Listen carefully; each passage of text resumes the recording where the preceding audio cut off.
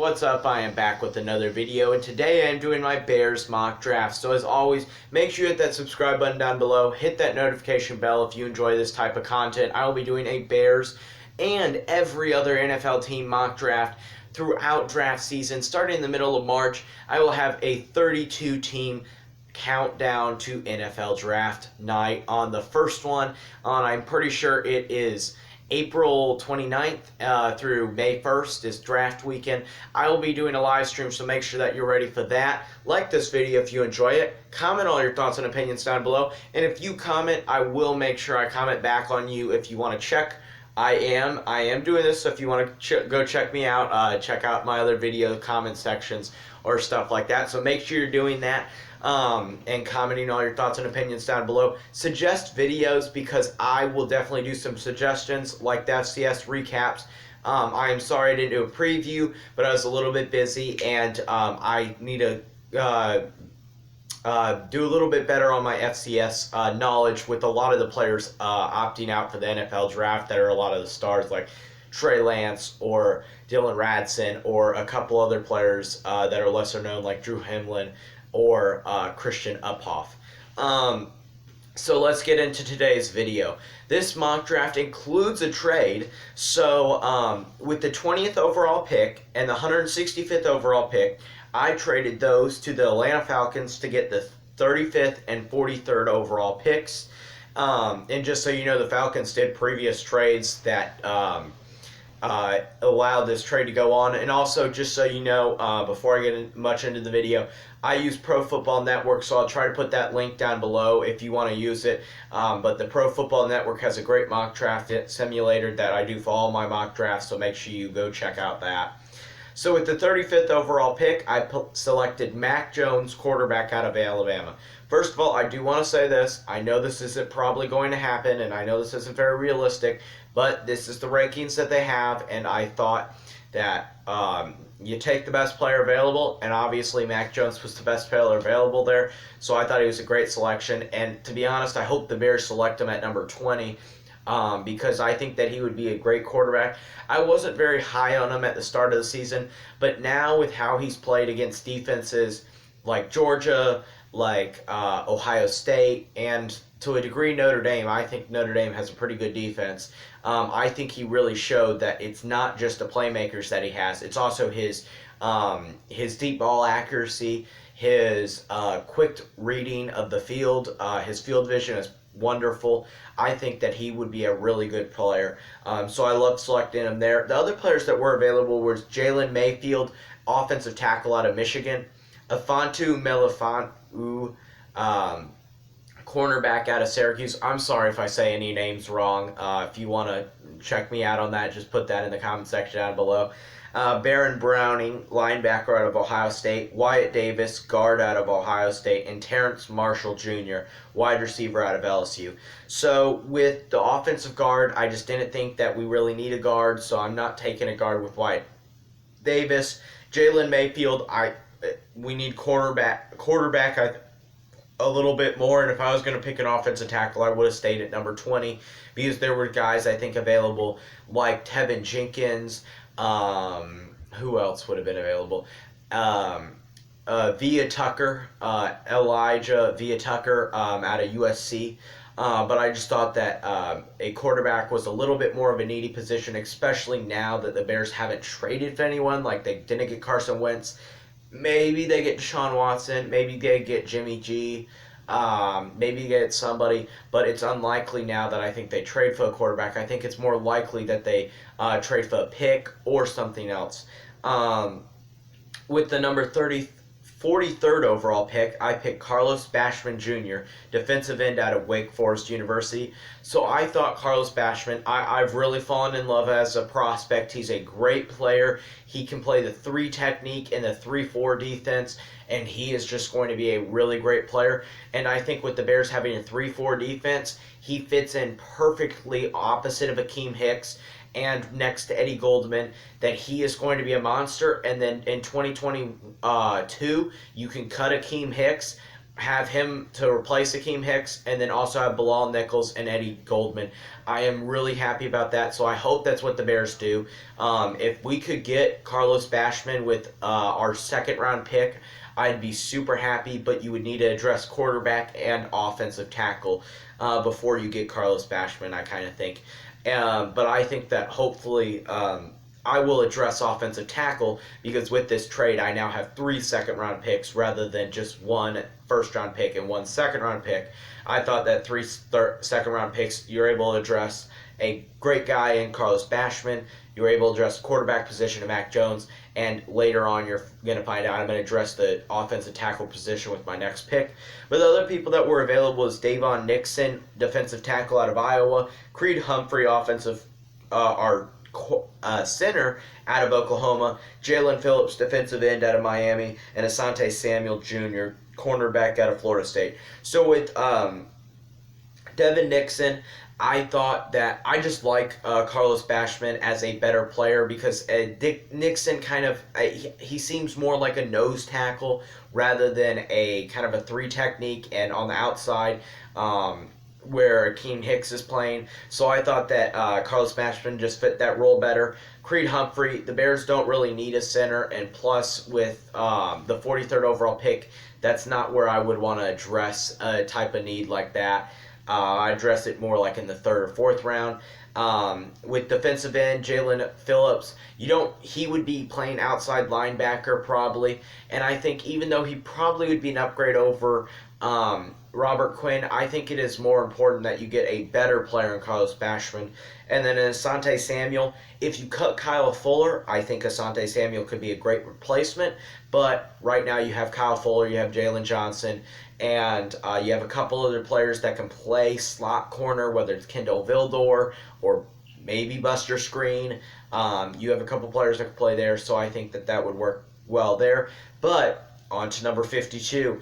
And with the 52 selection in the NFL draft, I selected Dylan Ratzen, offensive tackle out of North Dakota State University. I really love this pick right here, because one of the reasons I love it the most is he's an extremely versatile player. At the Senior Bowl, I think this was his 2nd practice day, so if you want to go back and watch it at all, I think he played guard and center primarily and a little bit of tackle, but he is mainly a left tackle and could be a right tackle. If he has that type of versatility, that'd be awesome, because the Bears had a lot of injuries on the offensive line last year, and let's say Sam Mustipher doesn't play well, or Alex Bars isn't able to play at all at center, then you could put Dylan Ratzen in at center and still be able to have a good offensive line. And I love his versatility, and I think he'll be a great left tackle or right tackle. I would probably cut Bobby Massey and add Charles Leno and keep him at the left tackle spot, and put Dylan Ratzen at the right tackle spot, and then hopefully draft another guy, and then cut Charles Leno in the 2022 draft. Other players that were available was Hasim Narladine, safety out of Florida State, Jay Tufila, defensive tackle out of USC, Ronnie Perkins, defensive end out of Oklahoma, and Jordan Smith, defensive end out of UAB. So I thought the safety position, I was kind of debating whether to take Hasim, but I'm like, even though I think he'd be a great addition, I think offensive tackle is a little bit more of a needy spot. So I think that it was a little bit better of a choice, and I think that would have been a little bit early for him. I think he's more of a late 2nd round pick rather than middle of the 2nd round pick. We already addressed we don't need a defensive tackle, and we don't need a defensive end. So I thought that was a really good pick to address that spot. So with the 83rd overall pick, I selected Tylan Wallace, wide receiver out of Oklahoma State University, and I am so happy with this pick. I am extremely, extremely happy, because Tylan Wallace would be a great, great player to have, just because I think he's very underrated in this draft, and this is a 3rd round pick, kind of the middle to late 3rd round pick. And if you're able to use this pick to address a wide receiver position, and then you can cut Anthony Miller, Obviously Anthony Miller hasn't worked out really well, so I think if you draft Tylan Wallace here, I'm sorry, it moved. If you draft Tylan Wallace here, I think that it'd be a great addition by subtraction to a degree, because you get rid of an Anthony Miller, a guy that hasn't developed really well. And you're not going to have in a year probably anyway, because you won't extend the fifth-year option. So I think that it'd be a great pickup there, and I think he's really underrated. I think if I was an NFL GM, I would value him in the late second round, and with the middle of the third round to late third round, I think that is a great value there.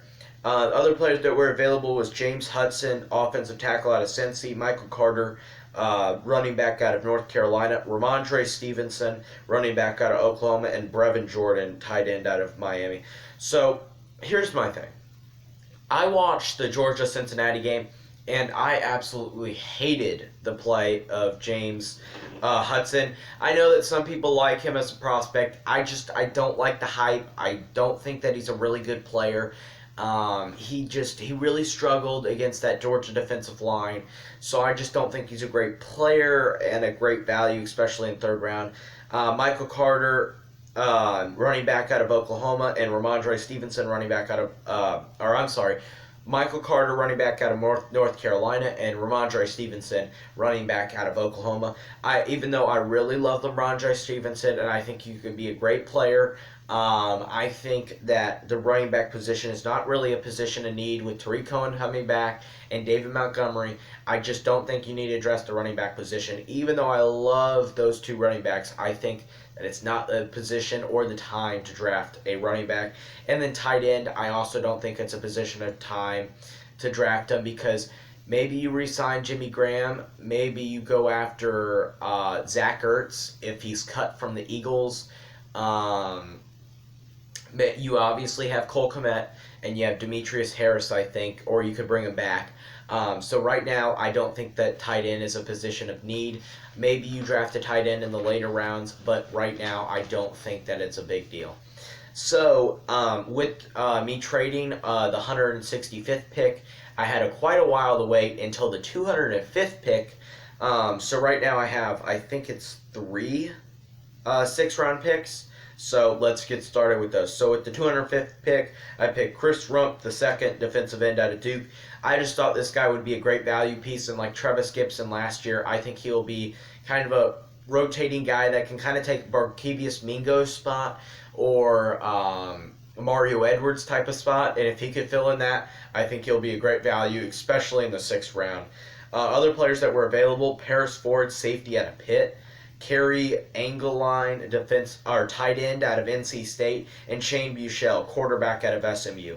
So I just didn't think safety was a position of need. I was debating on whether to take Paris Ford, because I don't know whether you bring back Gibson at that safety position. If you don't, obviously Paris Ford is a better value there with position of need. But I just don't think that. I think you should bring back Travis Gibson. If not, bring back another safety. Here's my problem.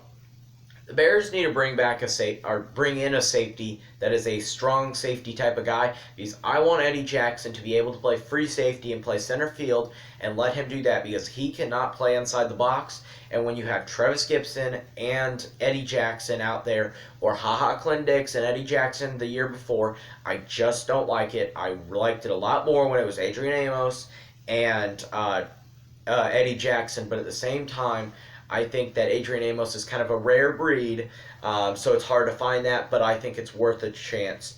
I didn't think tight end was a great position. I thought defensive end and Chris Rump is a better player than Carol Engelline is, in my opinion. And Shane Buechele, we already drafted a quarterback, so I don't think that's a big need there. So at the 219th overall pick, I picked Christian Uphoff, safety out of Illinois State. And this guy has been really rising up draft boards. And with all of the there's been no hype around this guy, and without having a senior season, I really think that he will be helped out and a value, and I really think he'll be a great value here. This guy can play at strong safety, this guy can play at free safety, and I really think that he will be one of the better safeties in this draft, and I would give him what I consider the Eddie Jackson Memorial Award in that Eddie Jackson didn't have he was injured his senior year. This guy didn't play his senior year, Eddie Jackson's junior year he missed. But I think that he will be a great value, and I really, as an Illinois State fan, and I know I will be biased here, I really think that he will be a great value there. So I think that was a great pickup there. Other players that were available was Trey Brown, cornerback out of Oklahoma, Josh Ball, offensive tackle out of Marshall, and Noah Gray, tight end out of Duke. The only other player that I was kind of considering here was Noah Gray. I think Noah Gray could be like a 5th round value. So in the 6th round, I was really considering it. But at the same time, I thought that Kristen Uphoff would not be available the next pick that I had only 5 picks later. So I'm like, I'll take a risk and hope Noah Gray's there. But unfortunately, he was not there for my next pick. So with the 224th pick, I picked Patty Fisher, linebacker out of Northwestern University. The main reason I picked Patty Fisher was because he's a leader on that defense. I think he could be a good value pick.